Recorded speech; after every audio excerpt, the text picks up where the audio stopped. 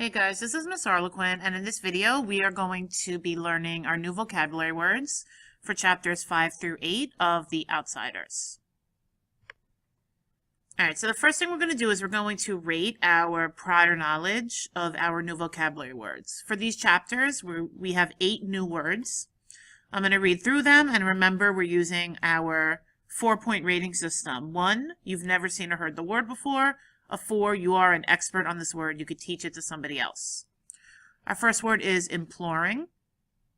Second is wistful. Third is alluded. Fourth is conviction. Fifth is aghast.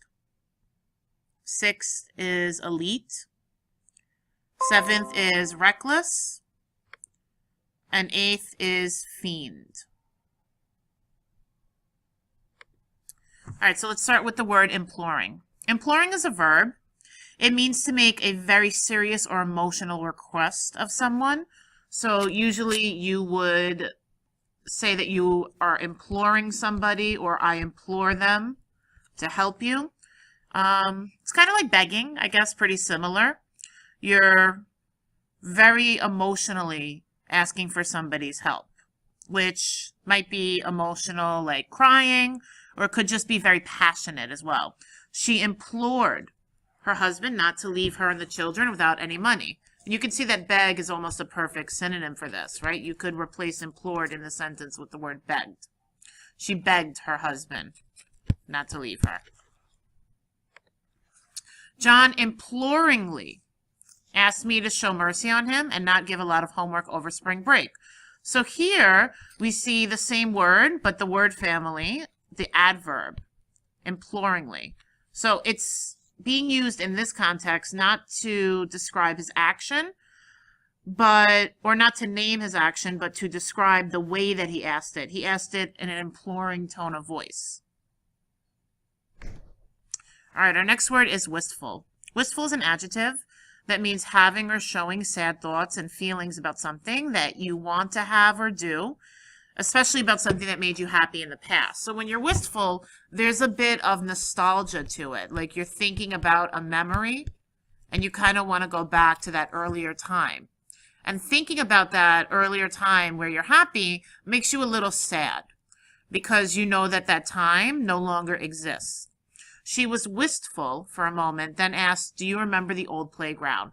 So again, when you're wistful, there is an element of missing the past. People who appear wistful often show a longing for something or a look of serious reflection. One way to describe the adjective wistful is as the sad appearance of someone looking back and thinking, if only. Now, wistful also can be used as an adverb. Like most adverbs, you take the word and you add ly to the end. So you would be looking wistfully at something. A thoughtful or pensive mood centered on something good in the past that is missed, or something not so good in the present that could have been better if only something had gone differently. Those are things that make for a wistful kind of outlook. All right, our next word is alluded. Alluded is a verb. When you're alluding something, so you can also use it in the present tense. If you're alluding something, or if you did allude something in the past, it means you avoided or escaped something or someone, either by being quick, skillful, or clever. Just running away might not necessarily be an example of eluding somebody. The killer was able to elude the police by moving fast and staying hidden. So elude really has like a slippery feeling to it. When you think about connotation, you really have to associate it with this like really slippery, highly clever kind of behavior. You elude the police. Math can elude you. And that yak that you went to see on safari but never got a glimpse of, you might say that he has eluded you as well. All right, our next word is conviction. A conviction is something certain. It's a judgment of guilty in court, and it's also a strong belief in something, in some topic, in some morals. You can have, really people use it when they say they have strong convictions. That's often a phrase that is used with this word, strong convictions, or even the opposite, weak convictions. So what we're really looking at in Outsiders is the use of the word as a strong belief or opinion. We're not really looking at it in terms of the judicial system. That would be more like from Monster by Walter Dean Myers. When you convict somebody, you send them to jail. We're looking at it as your belief or your opinion. The feeling of being sure that what you believe or say is true.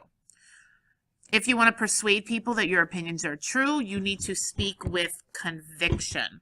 So in this particular sentence, it's almost like saying you're speaking with passion. You're speaking with strong beliefs. They can tell that you really believe in what you're saying when you speak with conviction. All right, our next word is aghast. Would you be aghast or shocked to find out that your friends believe in ghosts, or would you share their frightened or aghast looks when a floating white being hovers over the campfire? So aghast means shocked and upset. Critics were aghast to see how awful the play was, since the director was known for being very talented. All right, so a very simple word. Our next word is elite. The elite are the group thought to be the best and having the highest status. In the Middle Ages, only elite men were taught to read and write. Elite is similar to the greatest because they both refer to something or someone being really good, but elite, in terms of connotation, suggests an element of elevated status or notoriety on account of being great, right? When you have notoriety, that's usually being famous. It's actually similar to being infamous, right? When you're infamous, you're famous for doing bad things. It's the same thing with notoriety. Notoriety has this kind of connotation that you're famous because of something that's not morally correct, something that is not really good. Now, elitist is part of the word family for elite. It describes a person who believes that society should be ruled by the elite. Somebody who looks down on the lower classes is an elitist.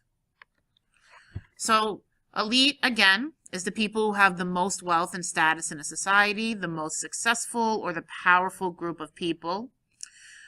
The country's elite were opposed to the new ruler because he wanted to make the classes fairer. Now, there are elite schools. You don't just have to use it to describe a person. You can describe schools, elite teams, elite players, and some really are the best, and some just call themselves the best. So in basketball, who's more elite than Michael Jordan and LeBron James, which of course is an opinion. Who can join the basketball elite beside LeBron James and Michael Jordan? That's a matter of opinion.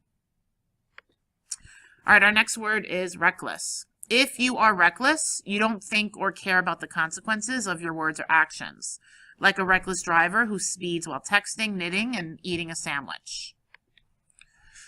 Reckless, again, is an adjective, so you use it to describe either a person or their behavior, and it's basically not showing proper concern about the possible bad results of your actions. He showed a reckless disregard. That's a phrase that's often used together with reckless disregard. A reckless disregard for the safety of others when he drove home from the bar after having 2 drinks. When you disregard somebody, you're not really thinking of them. So a reckless disregard is not thinking of somebody in the proper way. If you have a reckless attitude, you aren't concerned about what happens to yourself or others who are affected by your actions. In this usage, reckless is really the opposite of considerate. Reckless friends will invite people you don't know to your house because with your parents away, it's party time. Surprise. So again, a reckless friend in this context would be someone who is not considerate or inconsiderate. All right, our next word is fiend. A fiend is a person or a monster who has evil plans in their mind. So a fiend is actually a noun. You would call the person a fiend. They may try to steal your soul, or perhaps they just want to hurt your feelings. Either way, fiends never mean you well. Now again, since it is a noun, it's basically naming that person. Anyone that you want to name as an evil or cruel person, you could call them a fiend. You could use that instead of their name. The murderous fiend took pleasure in hurting people. All right, so now it is time to write our own example sentences. So for each of the words, make sure that you're, of course, using the vocabulary word. That should kind of go without saying. You have to use the new word in your sentence. You want to make sure that you've used the word properly. And you want to make sure that your sentence has context clues so that someone who does not know that vocabulary word could read your sentence and they could figure it out. So remember, the best way to ensure you have context clues is to try to include as many of the 5 W's as you can, especially the why and the how. The why and the how details in a sentence are usually the clues that people use to figure out what a word means.